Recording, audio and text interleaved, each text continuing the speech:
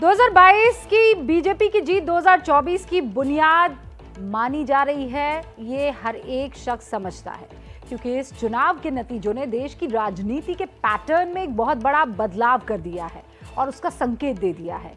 ये ऐसे बदलाव है जिन्होंने भारतीय राजनीति के दशकों पुराने फॉर्मूलाज को तहस नहस कर दिया है और इसीलिए इन चुनावों के बाद अब आने वाले चुनावों में देश की राजनीति के मुद्दों में बड़ा बदलाव मिलेगा।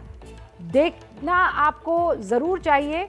सिर्फ यही बात नहीं है कि मुद्दों में बदलाव होगा, बीजेपी की इस जीत का असर सरकार की नीतियों और उसके कामकाज पर भी पड़ने की उम्मीद है, क्योंकि इस जनादेश के बाद सरकार अब अपने उन एजेंडे और नीतियों पर और ताकत से आगे बढ़ेगी जो अब तक विपक्ष के विरोध से अटके हुए थे। यानी ये जीत देश की सियासत से लेकर सरकार के एजेंडे तक पर असर डालने वाली होगी। लेकिन ये असर क्या होंगे, अब इस रिपोर्ट से आप समझिए। यूपी की जीत और गुजरात तक गूंज।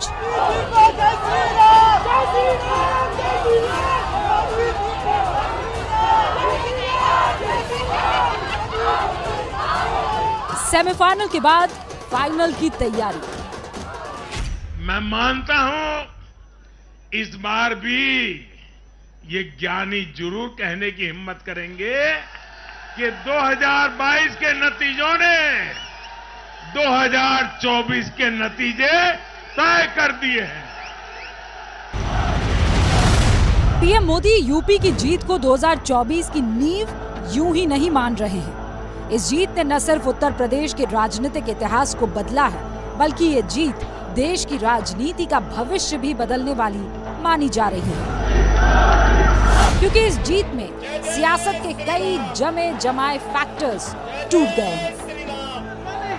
यूपी के हर मतदाता ने, हर नागरिक ने एक सबक दिया है कि जाति की गरिमा, जाति का मान देश को जोड़ने के लिए होना चाहिए, देश को तोड़ने के लिए नहीं होना चाहिए, और ये करके दिखाया। पीएम मोदी का ये दावा यूपी के नतीजों की कसौटी पर खरा उतरता है। यूपी के नतीजे बताते हैं कि 85 मुस्लिम बहुल्य सीटों में 49 पर बीजेपी जीती, 86 रिजर्व सीटों में 65 पर कमल खिला। और इतना ही नहीं, अखिलेश जयंत ने मिलकर जिन 58 सीटों पर मुस्लिम जाट फैक्टर का दांव चला, वहां 46 सीटें बीजेपी ने जीती। ये संकेत साफ है कि जाति फैक्टर फेल हुआ है। सवाल यह है कि अगर जाति फैक्टर नहीं चला, इस बम्पर जीत का आधार क्या है?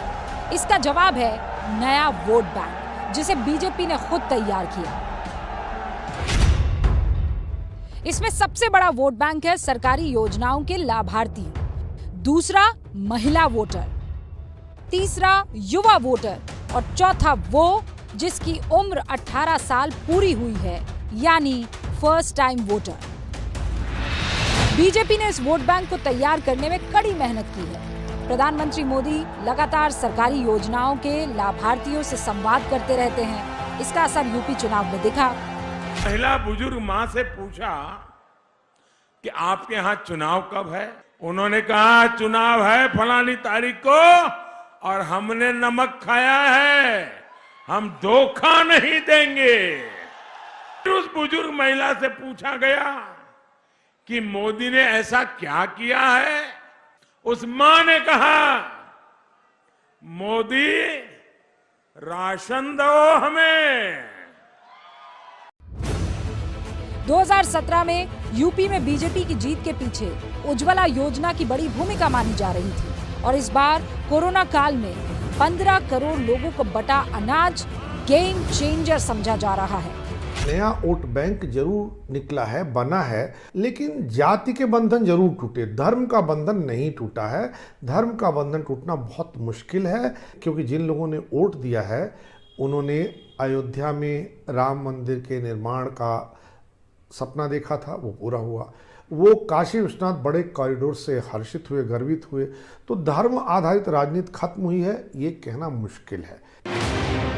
लाभार्थियों के साथ साथ महिला वोटर्स ने भी बीजेपी के पक्ष में बाजी पलट दी। हालांकि बीजेपी इस वोट बैंक पर काफी दिनों से काम कर रही थी, और अब ये इतना मजबूत हो चुका है कि सभी पार्टियों ने इस पर दांव लगाया।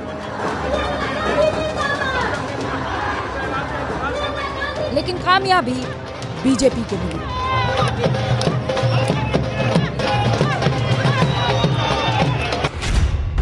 क्योंकि पीएम मोदी ने सत्ता संभालते ही उज्ज्वला जैसी योजना को महिलाओं की सेहत से जोड़ा, फिर शौचालय को महिला सम्मान से जोड़ दिया, एंटी रोमियो स्क्वाड से महिला सुरक्षा को तरजीह दी, विरासत जैसे अभियान से जमीन जायदाद में महिलाओं को हक दिलाया और फिर मिशन शक्ति से महिलाओं को आत्मनिर्भर बनाने की पहल की। यूपी में इन योजनाओं से बीजेपी महिला वोटर को अपनी तरफ खींचने में कामयाब रही और उसकी ताकत आप आंकड़ों में समझ सकते हैं। यूपी में कुल वोटर 15 करोड़ है, जिनमें पुरुष 8 करोड़ और महिलाएं 7 करोड़ हैं। जो मैंडेट मिला है उसमें योगी इसलिए है कि उसमें बहुत सारा वोट महिलाओं ने दिया है और महिलाओं का जो वोट है वो कानून व्यवस्था पर है और यही वजह है कि योगी को बुलडोजर बाबा कहा गया। उन्होंने प्रशासन का सहारा लिया और जब भी आप प्रशासन का सहारा लेते हैं, किसी अपराधी का घर गिरता है तो आसपास के लोग खुश होते हैं क्योंकि आसपास के लोग उस अपराधी के होने से दुखी रहते हैं। यूपी के चुनाव ने दिखा दिया कि बीजेपी ने नए वोट बैंक तो बनाए ही, पुराने वोट बैंक को तितर बितर भी कर दिया। इसके अलावा कुछ ऐसे भी हैं जिनके समीकरण नए सिरे से तैयार हो सकते हैं।